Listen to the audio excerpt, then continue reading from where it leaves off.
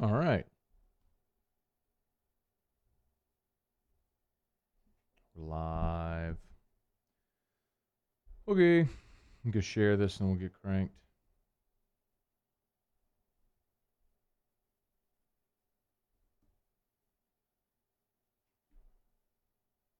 Oh, there it is. Hey, everybody. Whoop. Probably go ahead and mute that, huh? Share. Share to page.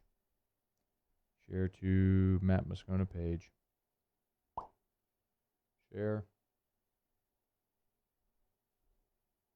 Share. Share to your timeline. Post. All right, now we'll share on Twitter.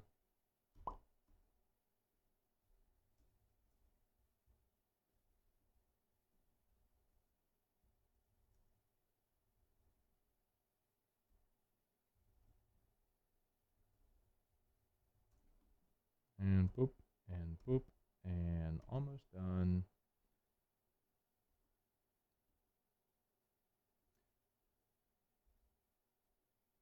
All right, tweet. Did you do it on Twitter? I just did. It's posted there. If you go retweet. I'm waiting for it. Go retweet.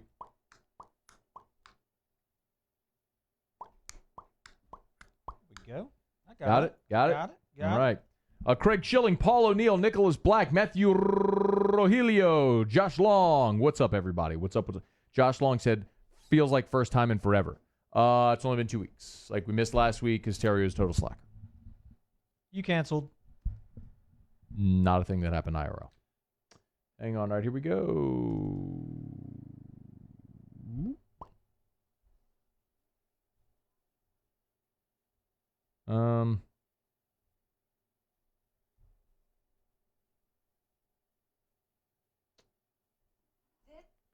That's not playing through the headphones, is it? Mm-mm. Speaker out. Boom. Okay, boom. There we go. Ready? All right, here we go. 1, 2, 3. This is the Riot Podcast with Matt Moscona and Ryan Theriot. One is an athlete, the other an athletic supporter. Follow the guys on Twitter at Matt Moscona and at rterrio7. Here's Matt and Ryan. Okay, Riot Podcast presented by Prime Occupational Medicine. Glad to be back. If you missed us last week, it's because we weren't here last week because Terrio is a total slacker. Not true. It is true. Slacker. You were at a news conference or whatever you were. Press conference. On Tuesday, they introduced Scott Woodward as the new athletics director at LSU. And it was a noon press conference, like literally the time we do this, every Tuesday at noon on the 104.5 ESPN Baton Rouge Facebook page. So the noon press conference at the exact time on the day that we do this. So I texted you that morning when they announced the press conference, and I was like, hey, press conference today. Mm-hmm. Can we do tomorrow? You're like, cool, tomorrow, Yep. which meant Wednesday. Right. And then Wednesday, I was all geared up for the podcast, and you're like, I texted you. You said, At a meeting. I forgot I got Yep. a meeting. You were the initial. You canceled initially. You though. said, can't do the podcast. Except I didn't schedule a meeting. LSU scheduled a press conference for its new athletics director, which is the first time that's happened in 11 years. Mine was already scheduled. This is the first time this meeting's ever happened, though. I couldn't miss it. Who was the meeting with? Ever. That's confidential. Did you make a lot of money? Possibly. Time will tell. It was an initial. It was a good one. It was a good one. Good, I mean, initial. wouldn't it have been more beneficial to have told this person, hey, got some really important stuff to take care of. We have to postpone. Mm-mm. No, it wouldn't have. It's kind of like with the ladies, right? You want to play hard to get, and then they want what they can't have. So you're like, yeah, I was going to take you out tonight, but a thing came up. We're going to have to reschedule. Yeah, it wasn't a play hard like, to get. oh, It wasn't one of Why? those. Why is that? No. It just, Well, I wonder why. it was a big one. That worked for me back in the day. No, it didn't. Yeah, it didn't. No, it didn't. No. Actually, it did. It did. There was a day when I had a bountiful mane of hair. It really, it was like good abs. You did the play hard to get thing? I've never been a play hard to get ever. I never did that. Not intentionally. Yeah. But it was like, it's weird though, the times that you appear disinterested, it became like more appealing somehow. Yeah. That's weird. And you were truthfully disinterested. Like it wasn't something that you thought about. Yeah, no, it wasn't a tactic. Right. Wasn't a tactic. But then when you see it working, it's like, maybe this is good. It's a good thing. Yeah. Okay, so LSU baseball. They took 2 out of 3 from Alabama this past weekend. Let's talk some baseball. We'll get to Kick Rocks if we have time. By the way, Jacob Hester and his whole show, they can Kick Rocks because they told us we got to be out of studio early today because he's on remote and someone needs to come check a connection or something. I'm like, whatever, bro. Yeah, whatever. Clean it up, bro. Don't worry about that. We'll talk about Will Wade, Nas Reid implicated in that federal trial. Let's start with LSU baseball, though. So,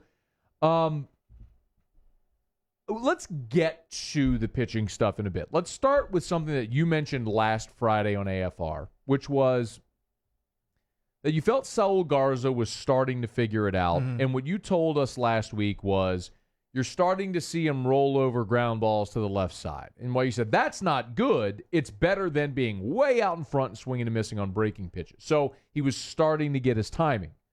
Well, he doubles off the wall and left. He homers to left. He almost hit an opposite field home run in game 1, which was caught on the warning track. He drew a walk on Sunday as well. What do you see from Garza? So let's backtrack a little bit. Had the injury, wasn't able to get consistent at bats, consistent time behind the plate. You treat the fall as preparation for the spring. You need to get those at bats under your belt. Timing, like you just said, can be thrown off, man. I think what we're starting to see now is he's getting that timing back. He's getting more comfortable in the box. And look, it's for some guys it happens overnight. Like for certain guys, you can turn that switch on and off, and others it takes time to get to be on time and ready to hit. For power guys, it seems like it's a little bit more of a longer process. I mean, they're up there trying to do damage, and let's be honest, Saul Garza's not on this team or in this lineup to hit singles. He's wearing the purple and gold to drive the baseball. So the swing's going to be more aggressive. He's going to be through the zone with intent, we like to say, rather than just feeling for the ball and trying to shoot a ball the other way. So he has to be closer to being right or perfect than a guy that's up there trying to shoot a single the other way, i.e. DiGiacomo or Brant Broussard or myself. And what you're starting to see now, man, is Garza is slowly able to back the ball up, meaning let the ball get to him, trust his hands a little bit, and you're starting to see the power come through. I want you to elaborate more as you're talking about like back the ball up and stuff like that, trust his hands. So you never want to go get the baseball. You want to try to let the ball travel as far as it can for a couple reasons. Number one, so your eyes can see the ball and distinguish ball or strike. So with Garza, for instance, we saw him chasing pitches in the dirt quite a bit.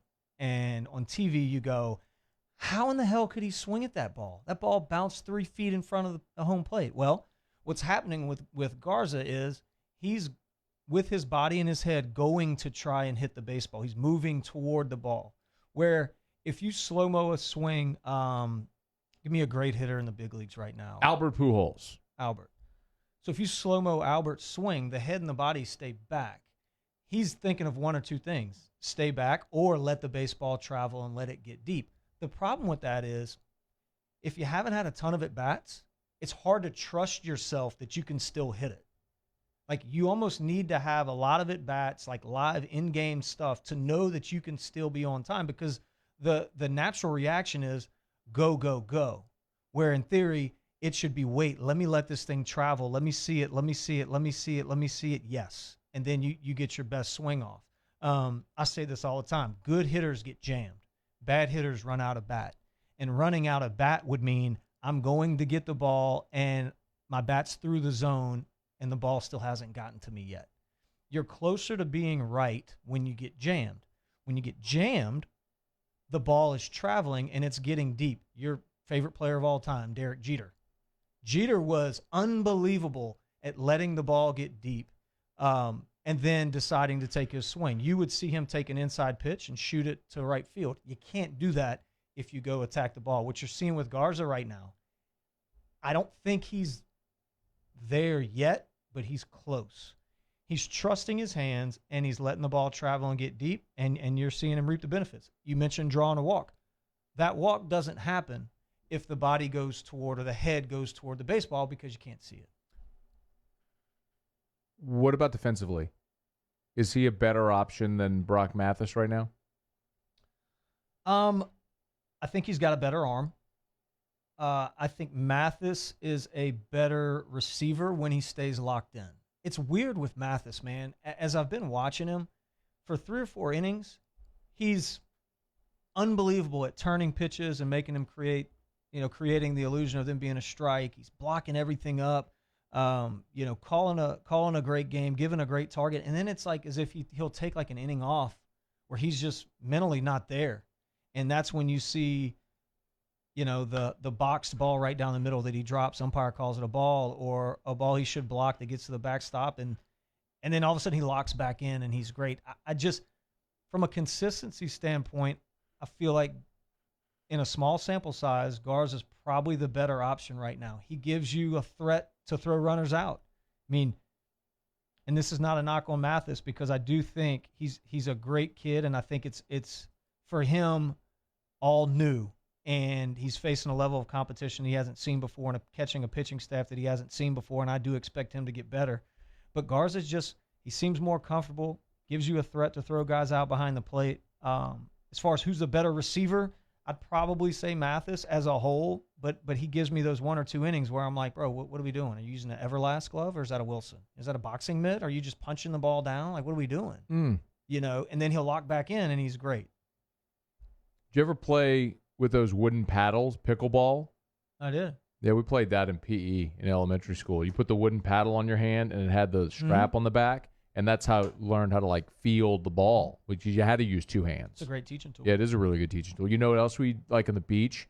Did you ever have those Velcro paddles with the tennis ball that would stick to it? Did you ever do that? I did. We did that too. Yeah. Yep. What about Gavin Dugas? Brings an edge to the lineup. A couple weeks ago, Cade Beloso had an at-bat, and I'm not sure if we talked about it or not, but he struck out in, huge F-bomb, almost threw his bat to the ground, was kicking and stomping all the way back to the dugout. And I felt like that at-bat was a turning point in LSU's season because I finally saw some emotion. I saw somebody get pissed. And it didn't matter that he was a true freshman, first-year guy on campus. He was displaying that emotion. I loved it. The only thing that would have been better or made that situation better is had he walked in the dugout and started tearing up the bat rack. I wanted to see, or taking the bucket of gum and just throwing it up. Nobody does that in college, though. We did that. Nobody does that anymore. Oh, yeah. Well, somebody should. Once somebody does that, they're winning, right? Anyway, Dugas brings that type of edge. He plays the game just differently. It seems like it matters. The way he runs on and off the field, the intent in which he swings, he takes these aggressive, I'm going to do damage with this swing, and he brings an edge, an element to this team that it needs. And it's just so funny, man, that we're sitting here talking about 2 freshmen, I know, right? Bringing a mentality to a team when it should be the older guys. But, you take it how you can get it. They're both really good players. I love having them in the lineup. And, yeah, man, I'm excited to see what he can do. Dugas had 2 hits on Saturday. He was 0 for 2 in a pinch hit roll on Friday. He started Saturday and Sunday. He was 2 for 4 on Saturday. And then he was 1 for 3 on Sunday, I believe. But the one was a 2-out, 2 RBI knock, which extended the lead to 4-1 in the third. It was huge. Do you think Dugas is the everyday second baseman now? Has he earned that? Yeah. Over Broussard. It's like Broussard and Hughes. Nobody won it. Right. It's correct. They both veteran guys had the opportunity and they left the door open because neither guy just took. Beloso won the first base job. Remember at the beginning of the year, it was Beloso, it was Willis, it was, I think they might have even tried Dugas at first. They tried Bianco there. Yep. It was Garza. Right, who wants it? Mm-hmm. And Beloso was finally no, that's mine. Get out. See ya. Mm-hmm. And it's not even a question anymore. It never happened at second. No, it didn't. You gave guys ample opportunity to go in there and get some hits. This kid started off hot, got hurt, has come in there and made a difference both with his bat. Now, look, full disclosure, second base is the easiest position on the field to play. I mean, in my opinion. And so you don't have to be great defensively. If you can give me a spark offensively and bring that edge to the team that we're looking for, I think it's his, man. I think at the very least you roll him out there the next few games and kind of see if this is a fluke or not. But I do know they expected a ton from this kid coming in this year. The injury was unfortunate, and there's no surprise throughout that clubhouse or the coaching staff that he's doing what he's doing. There was a question from Shelby who said, is Dugas' attitude different because of his affinity for LSU? Grew up in Louisiana, has always been a fan. It's interesting, but, like, couldn't you say the same about Duplantis? Couldn't you say the same about Watson? Couldn't you say the same about Cabrera? Like, all these guys are Louisiana kids. Yeah. I mean, they all grew up, Josh Smith, they all grew up wanting to play for LSU. I don't know that you can force somebody to be a vocal leader. You just have that or you don't. You can't put that into somebody. But I will say this: once one person does it, others will start to do it. Like, did you ever throw the gum? Absolutely. Yeah. Yeah. Would Skip get pissed at you for throwing gum or hitting the bat rack or anything? No. You had 30 seconds. Oh, so it's like you can do whatever you want. Whatever you want. You could yard sale the entire dugout. You got 30 seconds. In college or in the pros? In college. Okay. And he had the little toilet. You've heard this story. Flush it. And then you go and you flush it, and then it's over. Oh, the king of snapping is over at Traction right now. It's Brad Cressy. He was the best. What would he do? Break everything. I mean, bat rack did not stand a chance. Helmets, bats, whole thing. Like, he's destroying it, and he's a big man, so it got a little scary. But yeah, I mean, that was part of the deal. Like, you punch out in a big situation, if you don't snap, like, guys are like, what do you know? He doesn't care. We wanted, I wanted that emotion, you know, and so yeah, man. For me, I had to learn to control that, you know, and no, you made a great point. You cannot put that into guys, and just because they don't show it on their face or vocalize it doesn't mean that they don't care. Let me just say that, you know, I mean, Daniel Cabrera cares. Antoine Duplantis cares. Zach Watson cares. I'm not saying that they don't care. Josh Smith, yeah, for sure. Josh Smith, I mean, this kid's grew up, you know, dreaming of playing at LSU. Hell, Daniel Cabrera turned down $2.5 million to go play at LSU. Like, he wants to be there. I'm not saying that. It's just you need some dudes to, like, show it and get going. And I think it's really cool. And you got a cool crop, a really good young crop of guys next year that I can just tell you, because I touch them down the street all the time. I mean, they're great players. And so these kids that love the Tigers. I think we're going to see that narrative kind of shift a little bit. Nicholas Black, yard sale the dugout. Yeah. LOL. Fire everything. All right, it is the Riot Podcast. All right, one more thing I want to touch on here. And by the way, if you're listening to the podcast, we record this live at noon Central on Tuesdays on the 104.5 ESPN Baton Rouge Facebook page from our video studio. So you can watch us record it live at noon, and you can comment. That's the comments are reading there. The other part that I want to talk about is the arm soreness issue, because it's popped up now again with Cole Henry. So, you know, I want your perspective on the story from this angle. Cole Henry has a sore arm. They take him to get an MRI, and there's nothing structurally wrong. Mm-hmm. The elbow's fine, no ligament issues. Not like structurally, he's fine. There's nothing wrong. He's got a sore arm. So, at what point do you say, hey, man, look, there's nothing wrong with you? Like, I'm not saying it's not tender, but, like, we look structurally. There's nothing wrong with you. Right. Go play. Like, at what point, or does it get to that point? I think in 2019, it doesn't get to that point. You know, I think if you go back 10, 15 years, I think that guy doesn't even go in the training room. Yes, getting the MRI, x-rays, whatever it is, to make sure that there's nothing structurally there is important. But once you get that peace of mind that, hey, man, listen, we're good. Like, there's nothing that's going on. And then, I mean, I'm sure they saw inflammation, and you get them on a Z-Pack or a cortisone shot or whatever it is that can get that calmed down. And then, man, it's time to go. I think the times have changed, though, man. I believe that LSU continues to get top flight arms because they shut guys down. The narrative has switched from winning the College World Series, and you go to LSU to win the College World Series. It's almost switched a little bit where you go to college in order to prepare for professional baseball. I can tell you for certainty, as sure as I'm sitting right here, that I never once thought of pro ball until the middle to end of my junior season at LSU. Not in high school, not in my first 3 years in college. The focus was entirely on Omaha and winning the College World Series. Now that's changed. It's changed because dollar amount that these kids are getting paid. One college started using it as a recruiting tool, and then every college had to, right? One college said, if you come here, we're going to make sure that little Johnny's arm is in good shape and he's going to be prepared for the Major League Baseball draft. And then word started to spread, and then you started to see negative recruiting. Mm-hmm. So the school that's proactive says, well, you could come here and we'll take care of your kid, or you could go over there and they're just going to try to win the College World Series. They don't care about your kid. All they care about is the program. Where, 20 years ago, that was okay. It wasn't the focus. Well, now the focus is pro ball. Can you change that? Can you ever get that out of them? I don't know. What's right, what's wrong? I don't know that either. But for me, the training room was taboo. Like, you did not go and see the trainers ever. In college? In college, professionally, like you didn't go in there. The only reason I go in the training room is to drink a cup of coffee and mess with the trainers. Like, I was in there purely like joking around, screwing around with guys. Why? Because it was fun. No. Why was it taboo? Because I didn't want somebody to take my job. But that's in pro ball. College too.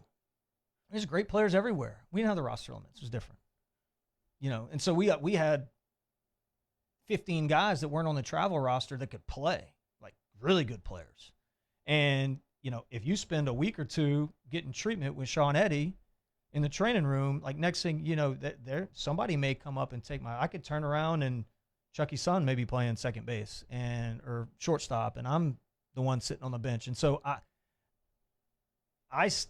tried my best to stay out of there. Not just me, everybody. I mean, you didn't want to go in the training room. And in pro ball, same thing, obviously amplified a little bit in pro ball because you had the minor league system and all that stuff. But in college too, I mean, everybody's good. And every year they got new players coming in, and you just didn't want to be labeled as that guy that was soft either. Yeah.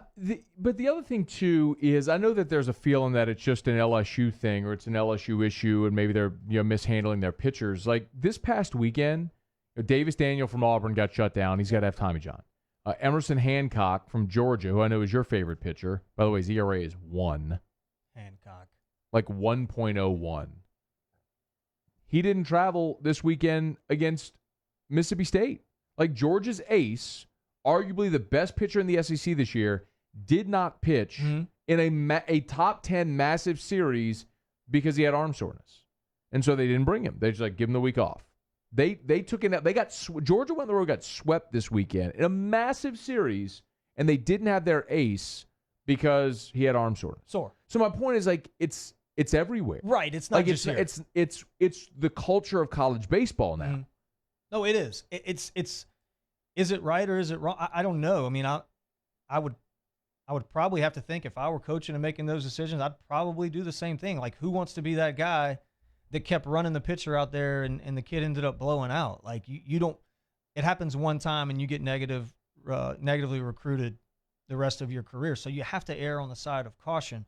Is the kid hurt? Is he just sore? I mean, I don't know. I don't know. But after talking to guys, pitchers that have done this in college and done it professionally at an extremely high level, listen, man, you never feel 100%. And I think knowing the difference between soreness, fatigue, and injury is important. They're 17, 18, 19-year-old kids.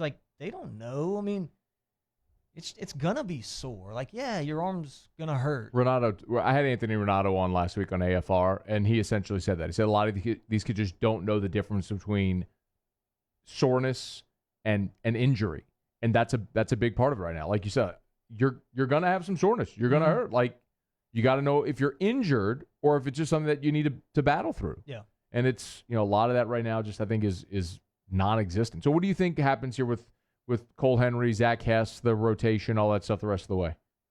From what it sounds like to me, I mean, you have Cole Henry not traveling this weekend, but Paul, I mean, seems pretty confident that he's going to pitch next weekend. They're at home this upcoming weekend. They're at home against Ole Miss, and next week they're at Arkansas. So he hasn't said yet about this weekend, so we don't know. Remember, they're off. They were off Monday. They're off today, Tuesday, and then they'll practice Wednesday, Thursday before the game on Friday. And Paul said, "Look, if he's feeling good, he'll pitch Friday." But they just don't know as of right now. So he had the week off last week, so it'll give him almost 2 weeks off of not throwing, or I'm not exactly sure of his plan. I mean, I don't know. I think the interesting thing, the better point would be you're going to be looking at freshmen, sophomore, freshmen, or depending on how they do, Paul lines out the rotation, assuming Henry's healthy. If they go Henry, Walker, Marceau, freshman, sophomore, freshman. Yeah. It doesn't bother. I mean, if you can pitch, you can pitch. Correct. No, I think it bodes well for the future. No doubt. Think about next year. Yeah. Henry, Marceau, Hill, Walker, Hilliard. Yeah. I mean, that's 3 frontline guys. And then 2 others that have been really good starting pitchers in the SEC for you. Yeah. I mean, it's a good problem to have. You be cautious with Henry. Hill is the one too, man. Where's Jaden Hill? That's another one. What's kind of the deal there? I almost feel like it's going to be a medical redshirt type thing at this point. You won't see him back because we haven't heard anything on Jaden Hill and kind of where. Maneri, when he met with reporters yesterday, said that Hill is feeling better. He's throwing a little bit, just not there yet. So for me, I'd love to see you're not getting a medical red shirt for him because the guy's not going to stay around for 5 years. But what I'd like to see is like what happened with Renato in his freshman year. If you can get anything out of him, and in 2008, Renato was injured all year. By the end of the season, he came back and he was just the guy that they go to out of the bullpen and say, "Hey, go throw at 98 and give me an inning." And maybe you can get that out of Jaden Hill. Say, "Hey, go throw really hard for an inning and just give me 3 outs." Yeah. Another guy in the bullpen. If they can get that, I'd be all for it. Yep. Tell people about Prime Occupational Medicine. You can go check them out at primeoccmed.com or give them a call at 225-749-5750. Prime OCC Med. If you're a business owner, you have employees, want them to operate at their best, give Prime a call. They can make sure everybody's healthy and happy. Healthy employees are productive employees, whether it be safety, human resources, or corporate planning. PrimeOCCMed.com. Drug tests, physicals, fitness tests, they do it all. Prime Occupational Medicine. And actually, they're great community partners as well. They tweeted this out just a bit ago. They had a great time supporting the 5th annual Chippin' In for St. Jude Golf Tournament at Greystone Golf and Country Club. All the proceeds from the day benefiting St. Jude's Children's Research Hospital. They got a pretty cool picture right there of the clipboard with the the to-do list and stuff there, and then a little scrubs, some scrubs and some. Those look like cookies. I think those are cookies. Those are cookies. There's a syringe there. There's a scrub with the stethoscope around the neck. Looks like a good cookie. I like stethoscopes. I like cookies. I haven't had a cookie in months. Really? Yeah, months. I made a cake last night and ate it, half of it. Remember, I gave up grains for Lent, so I didn't eat bread, rice, pasta, beer, nothing with flour, wheat, any of that stuff in it. And it's been great, and I haven't eaten any of that stuff. I know. Still, you can eat it now. You're good. but I don't want to. If I start again, then you get back into that cycle, and I don't want it. You feel good? Yeah, feel good. You look good. Lost some weight. Huh. Keep going. No grain, no beer. I had a couple beers on Easter, crawfish boil. First time I've had beer in months. Did you feel bad after? No, because I just had 2. Bloated? No, I'm good. It was good. I like grains. Yeah, they're really good. They are good. Yeah, they are. What's your favorite grain? Wood. Wood grain. I love wood grain. I don't think that's what I was asking. What are the types of grains? Well, there's wheat. It's probably what you'd go for. What's in cake? Flour. Is that wheat? Mm-hmm. Yep. Flour. Give me that. You want flour? Yep. Give me flour. That's probably my go-to. Yeah. Yeah. I like bread. You want to shut this down and go eat? I'm really hungry right now. I want to eat the syringe cookie. Because it looked like the red, maybe strawberry or cherry, possibly. No, it's just food coloring. I get it. It's just food coloring. I'm thinking it's cherry. What do you want to go eat? I'm so hungry now. We've been talking about this. I had a shake for breakfast. I make a smoothie every morning, and then I had an apple around 10 o'clock, and that's all I've had. So I'm really hungry right now. Like, this is my lunchtime. I had a large coffee. You know what I do? Do you fast? I do, because I eat terrible at night. So I try to go as long as I can in the morning in hopes that my body burns that off. I try to get a good lift in, cardio at least, in the mornings to burn off the cake. Because I legit ate 5 pieces of cake last night. You made a cake? I made it. What kind of cake was it? It's chocolate with the cream cheese icing. And I didn't let my kids have any of it. I said, y'all are not allowed to touch any of this cake, and I'm going to watch Game of Thrones. And if I come back and I see some of this cake's missing, that's somebody's butt. Did anybody eat it? They didn't eat it. Wow. I would have eaten it. I completely would have eaten it as a kid. Like, kid Matt would have. Dude, you know. Or just put your finger in the icing. Yeah. You know what else I did? So I got Erica her stocking for Easter and got her some stuff. Stocking or basket? I'm sorry, Easter basket. Right. Yeah, for Easter. And, no, I get her stuff. Like, there's this perfumes she likes. So I got her that. Some bath bombs from Lush, that sort of stuff. But then, it's Easter, so you got to throw some candy in there. Sure. So she loves Sour Patch Kids. Who doesn't? Well, I don't really care for them too much. But anyway, so I got a bag of Sour Patch Kids, and I got 2 of the Reese's peanut butter eggs. Well, she didn't eat them. She put them in the pantry. Big mistake. She put them in the pantry. And so the other day I was like, opening the pantry. I was going to go get some almonds or something, and I saw it right there. I was like, just calling your name. Oh. Hey, little guy, what are you doing? Hey. Hey there. Hey there, Reese's egg. Uh-huh. What are you doing in here all alone? Yeah, get my stomach, son. That's what happened. Did you eat them both? Both. I ate one. I was like, I'm just going to eat one. And then I was like, nope, eating them both. Good for you. Had them both. Ate both Reese's eggs. Is she pissed? She hasn't mentioned it yet. I haven't mentioned it either. I don't think she knows. You know what's great about those eggs is they're different than the other They're ones. not different. Yeah, they are. It's the same thing. It's It's absurd that you tried to convince me of this, and then like your legions of minions follow, and then they're on Twitter at me and everything like, yeah, they're really different, man. It's the texture and the ratio. Like, no, it's a Reese's peanut butter cup in the shape of an egg. It's the same exact thing. It is the same exact thing. It's more of the peanut butter in the middle stuff. Yeah, it's not. It's the same thing. The chocolate is a little bit. It's more. It's thin. It's not, and you don't have the little ridges in the cups. Like, I don't like. So the cup has the actual ridges up top. I don't like that. I would like a smooth surface. The egg provides me that smooth surface, and I feel like it's a thin layer of chocolate with a ton of the peanut butter. I like that peanut butter stuff. It's not real peanut butter. It's like it's some sort of.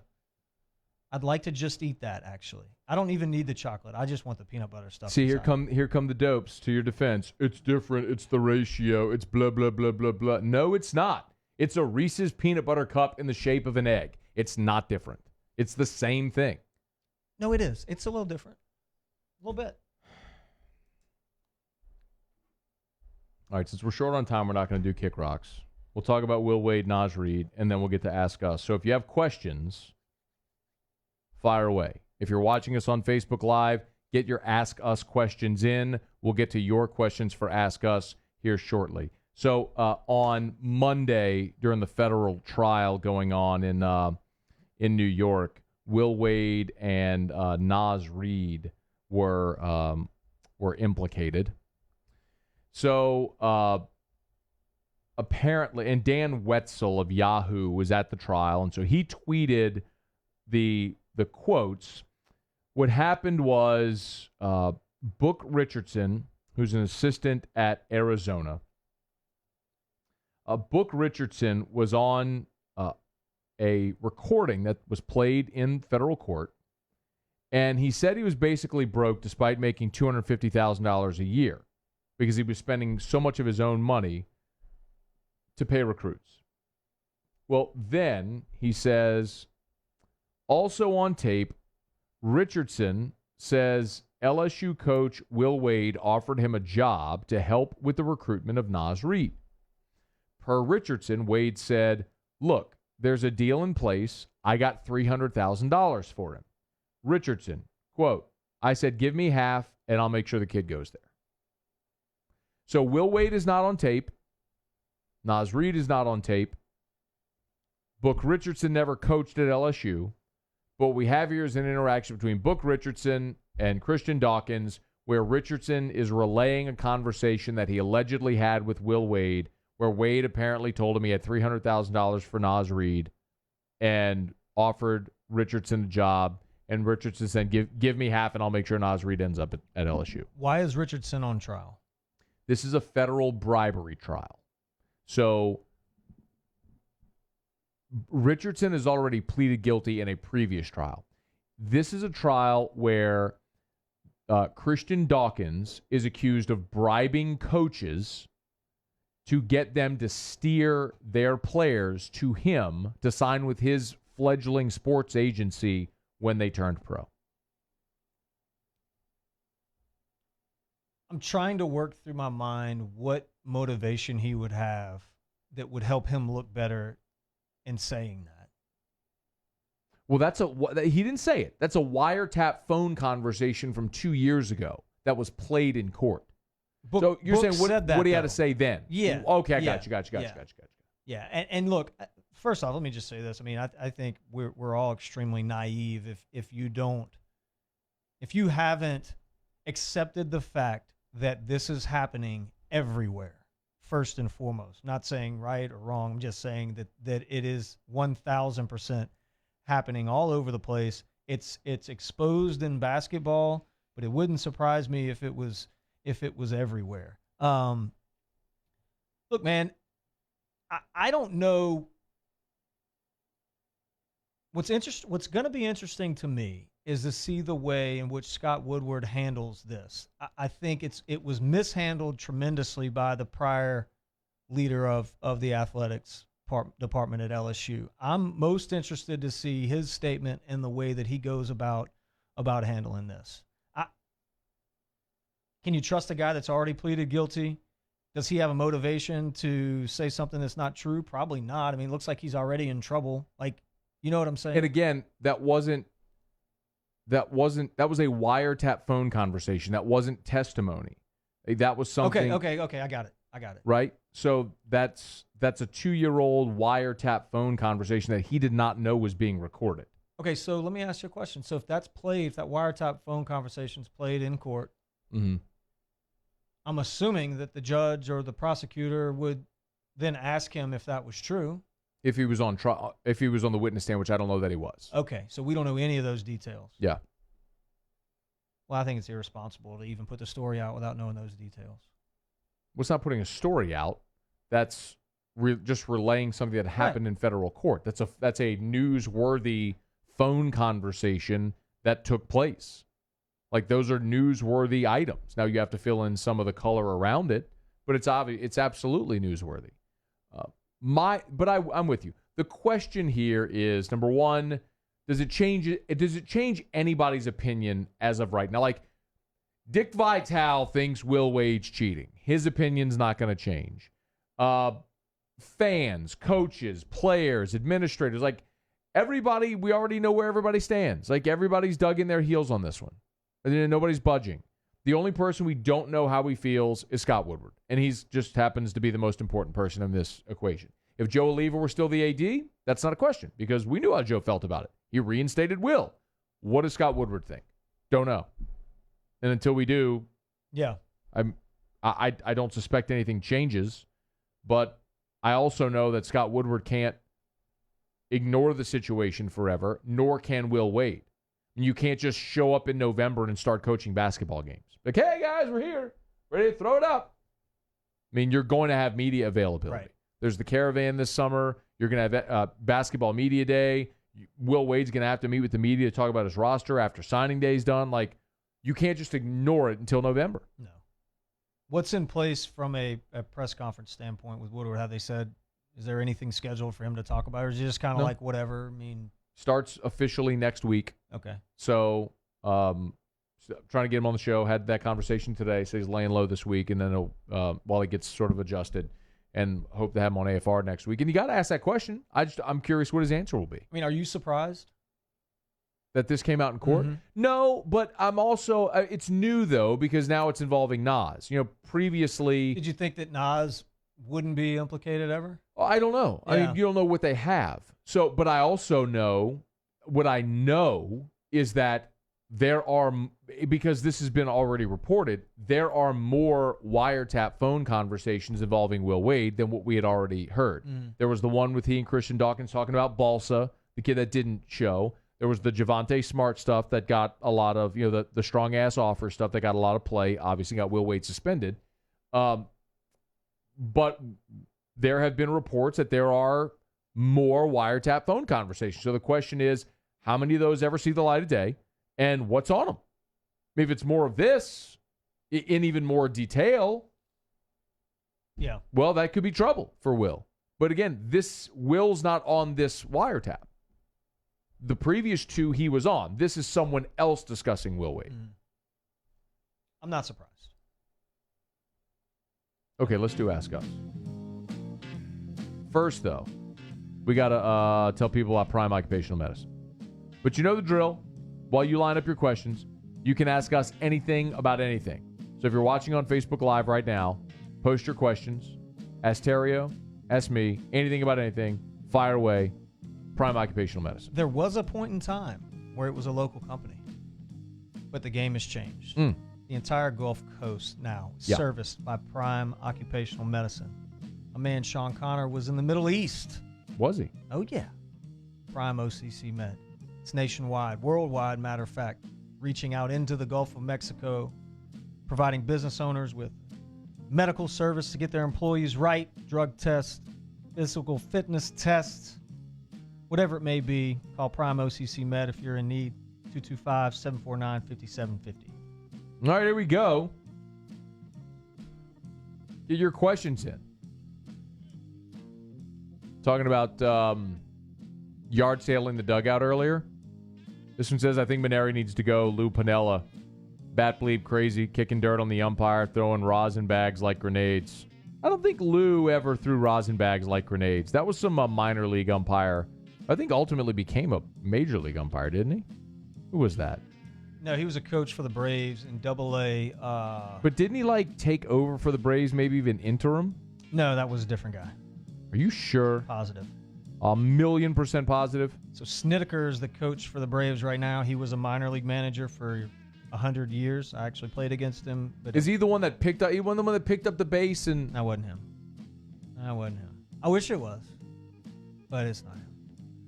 It is not in Paul's character to do that. So if he were to do that, I think it would look dumb. So I don't want him to do it. I don't want him to do that. Ask Ryan, how many of LSU's players have you touched? However, I would love to see Alan Dunn do that. That'd be huge. Yes. He would be the guy that could be like a Tasmanian devil in that clubhouse. Ask Ryan, how many of LSU's players have you touched? I feel like that's maybe I used a poor choice of words when I said that. When I say touched, You're going to have to scroll back and look at my reaction on camera when you mention it. When I say touched, let me just clarify this. helped. Got it. So, you touched someone's life. I feel like I'm touching their lives. Got it. Okay. So let me just clear that up. You just mentioned that you've touched a lot of their future players. Yes. I have. I've touched their baseball career. I've touched their future. What's their future? Is that what you call it now? Ask Ryan if you're Mike Bianca this weekend. Do you groove a fastball in Bianca's wheelhouse? Yeah, heck yeah. Let your boy eat, man. You got to let him eat. No way. Yeah. You try to strike that bleepity bleeper out, man. He could have gone and played for you, and instead he went to your division rival. You're striking that bleepity bleeper out. No way. You mean to tell me that if let's say you're coaching at LSU one day, all right, every LSU fan gets their dream, and Ryan Terrio becomes the hitting coach. And then Houston Terrio goes and plays at Ole Miss. And there's a series at the box in how old's Houston? 7 to 12? 13? How old's Houston? He's 13? So in 5 years, so in 2024, let's call it 2025, Houston Terrio against LSU at the box. Houston Terrio and Ole Miss at the box. And then he's in the batter's box. You're telling me that you're going over to Skip and saying, hey, groove him a fastball so he can jack one? I'm probably figuring out the signs, and I'm relaying my boy's signs so he knows what's coming every time. I'm letting him eat, son. Letting him eat. No way. Oh, yeah. You have to. My blood, dog. Oh, man. Ask Ryan, do you prefer freshwater, inland salt, brackish, or offshore fishing? What does that mean? Never mind. Just answer it. I don't even care. I like them all. If I had to pick one, I would say inland salt. Ask us, walk-ons, pluckers, or ichiban. That's easy. Walk-ons for crawfish, pluckers for wings, ichiban for sushi. Dumb question. Seriously. Let's see. The eggs have a much higher peanut butter to chocolate ratio. They do. They do. I want proof. I want proof. Prove it. The burden of proof is on you. The burden of proof is on you, Nicholas Black.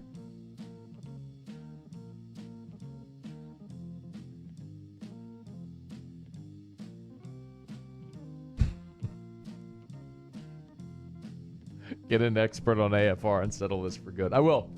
Who makes Reese's? Is it like the Mars company? I think Trey Duncan would be an expert on these. He's not an expert. No, he's just a large person that eats a lot. It consumes a lot of them? Nope, it's not an expert. Let's see. How is this different than when LSU hired Ben Simmons' godfather the year before? So who cares? I mean, who's been hired? I don't think anybody was hired. Right? Yeah, and also, you're not assuming that David Patrick was paid to get a prospect, right? Ask us, what do you have to say to the fire the coach Paul Sucks crowd? I mean, it happens every year, and then every year they end up in Omaha. So, I mean, it's tough to even give any real thought to that narrative when the team's in Omaha. Ask Ryan, what would it take for you to get thrown out of a traction baseball game and throw the rosin bag like a grenade? I've been thrown out of a youth baseball game before. I don't think I would throw the grenade, though. Ask us, does LSU finish with the #1 football recruiting class? Heck yeah, they do. I'm going to go no, just because it's Alabama and they always do, but LSU might finish second. 11 spots to go, but they look good right now, man. Will Wade ever win a natty at LSU? Yes. Who kills Cersei? Ask us, Austin Timmons. What's Cersei? C-E-R-S-I. It's Game of Thrones. Oh, Jesus. You Game of Thrones nerds. I don't get enough of that in the morning or whenever I got to see T-Bob. Good Lord. Ask us, will there be a new hitting instructor for LSU next season? I don't know.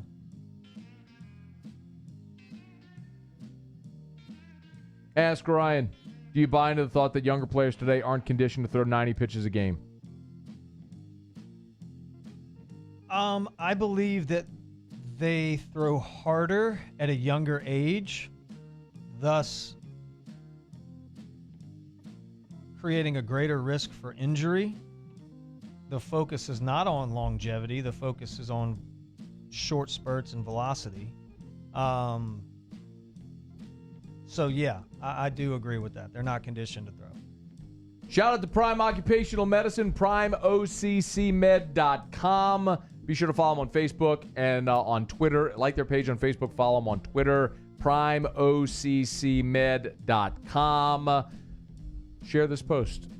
We appreciate it. We'll see you next week. Bye. Bye. See you later. Bye, you guys.